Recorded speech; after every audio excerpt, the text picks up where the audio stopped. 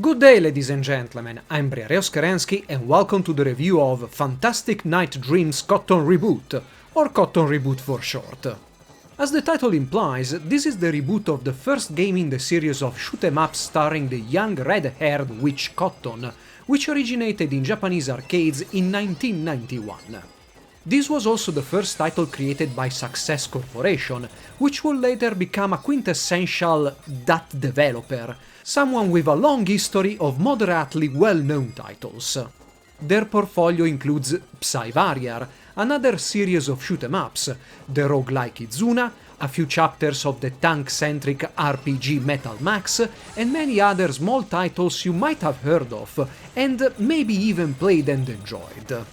Back to Cotton, the arcade grew to be a moderate, success, and so the game got ported to a number of other formats, like the PC Engine CD, PlayStation 1 and the X68000, a Japan-only personal computer. Other Cotton games were developed for the Super Famicom, Saturn, Mega Drive and Dreamcast. The games on the latter two consoles ditched the series' standard horizontal scrolling for something more similar to Afterburner. After Rainbow Cotton on the Dreamcast in 2000, the series remained dormant, if not for a pachinko machine in 2003 and some cameos in other games, like Rondol's Swords on the DS and the last two Umihara Kawase, Fresh and Bazooka. In Cotton Reboot you will find just one game, the first Cotton, available in two flavors: the rebooted version with improved graphics and revised mechanics, and the X68000 port. A score attack mode is the third and final game mode, with a short tutorial section, online leaderboards, and the usual array of options rounding up the package. The story is the same for both Reboot and the X68000 version. While strolling through the woods, Cotton meets Silk, a fairy asking for help. Cotton promptly ignores her, but when Silk mentions that Cotton will be able to collect Willow, a renowned candy, by defeating the bad guys, she happily accepts the task. Both modes share some base mechanics. Cotton is always followed by Silk, who acts as an option and also latches onto nearby enemies dealing light but constant damage. Additional fairies are rescued throughout the game, though you lose them when you die. The power of Cotton's attack is dictated by her experience, accumulated by killing enemies and collecting colored crystals. Getting hit will bump Cotton down one level, reducing her firepower. Crystals dropped by defeated enemies and flying pots will give Cotton a spell, a powerful attack with different area of effect depending on the color of the collected crystal.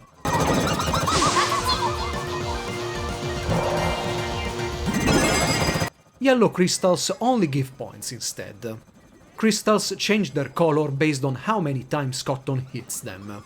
In addition to her standard air-to-air shoot, Cotton also has bombs to take care of enemies on the ground.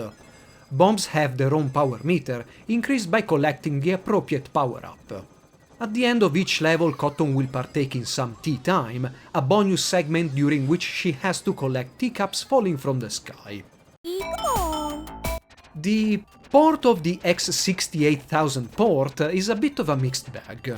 The screen ratio is neither 4/3 or 16/9, it's halfway between the two, with the rest of the screen simply left black.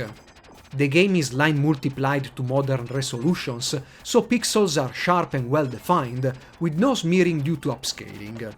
Text in cutscenes uses the same high-resolution font of the remake, which strides with the rest of the graphics. The same goes for the voices. Cutscenes use the spoken lines of the remake, while the game still features the original, creating a very audible difference in both quality and how voices sound. Unfortunately, this port lacks many of the options made available by its competitors, chiefly M2 shot triggers. There are no scan lines, no pixel filtering options, no wallpapers or side gadgets to fill the sidebar. It's also disappointing that only the X68000 version is available. I've never played that or the arcade original, so I don't know if there are any differences between the two, but the PC Engine and PS1 ports offer a rather distinct experience. Graphics on the PC engine were redrawn and it had voice acting, something that even the PS1 version lacked. On the other hand, the PS1 version reworked or completely changed some bosses and levels, while keeping the base mechanics intact. On the plus side, developers added the ability to combine standard shoot and bombs to the same input, and more importantly, auto-fire to Cotton's standard shoot, giving spells their own button. Originally, spells were triggered by holding and releasing the standard fire button. Compared to what M2 did for Aleste, for example, the quote-unquote retro part of Cotton Reboot is rather disappointing.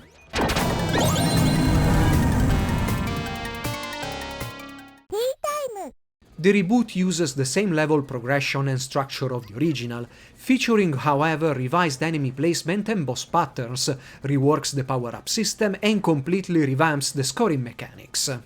Cotton's initial attack is more powerful, and all generic enemies go down real quick.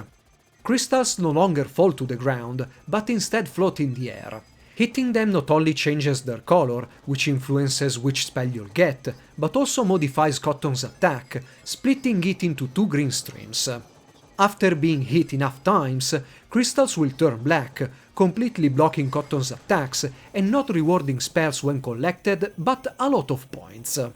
Killing enemies and collecting crystals will still increase Cotton's experience and thus her firepower, but now there is also a fever gauge. Once full, you can trigger Javel Fever to build up a score multiplier. The fever gauge can be filled pretty quickly, and if you play your cards right, meaning not collecting power-up crystals the moment they appear on screen, it's possible to keep it going pretty much forever. The score multiplier not only affects killed enemies, but also when you hit bosses and mid-bosses. This mechanic is a nice addition and livens up an otherwise simple shooter without altering the base concept too much.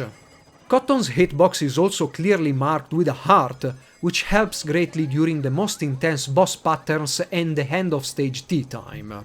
Spells now have power levels, which modifies their effect. The bump down in firepower when dying is much less severe than in the original as well, and while most standard enemies feel weaker, bosses share the same resilience as the original.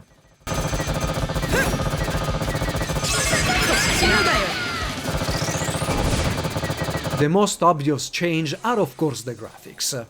The game fully stretches along widescreen displays, and everything has been redrawn from scratch. Some elements, like the larger power-up crystals, do take their styling after more recent games in the series, but apart from that, everything is new, with some bosses, like the Cyclops in level 5, also receiving a facelift.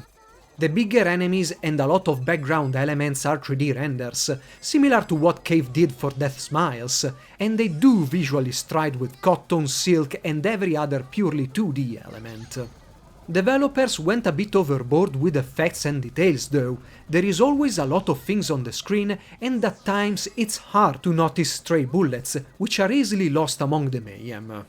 The score multipliers are, I'd say, the worst offenders, as they seem to hide some higher priority elements like enemy fire. It's also hard to get an immediate impression of the hitboxes of some of the later boss attacks, resulting in unwarranted deaths.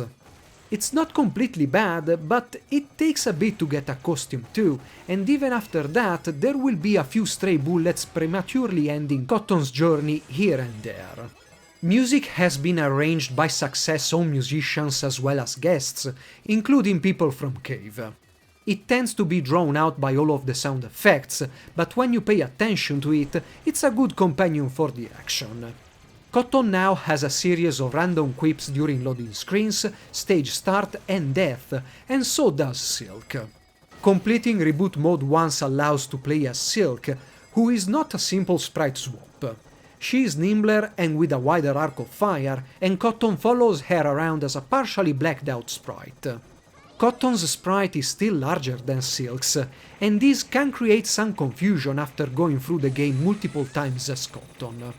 Unfortunately, this choice is tucked away in the option menu, instead of being readily accessible upon starting Reboot. Score attack mode can be faced in either 2 or 5 minutes long sessions. This mode uses reboot mechanics and assets, and has its own exclusive background which changes as the timer ticks down. All game modes, if faced with standard life settings and including the X68000 version, have online leaderboards. It's worth noting that the Japanese game cartridge already contains the full English translation, but the first patch made this unavailable. It's a rather bizarre choice considering that the Western version is only sold through pre-orders and those have gone up well before the Japanese edition came out, but this is the situation. Cotton Reboot is a pleasant new start for this old shoot-em-up series. The retro part is disappointing due to the lack of options that should now be standard for this kind of edition and the small and not so small changes done to the game. The reboot adds modern mechanics without altering the base structure too much and will give some hours of solid fun. I hope you have enjoyed this review and you'll stick around for more. Briareo Skarensky, over and out.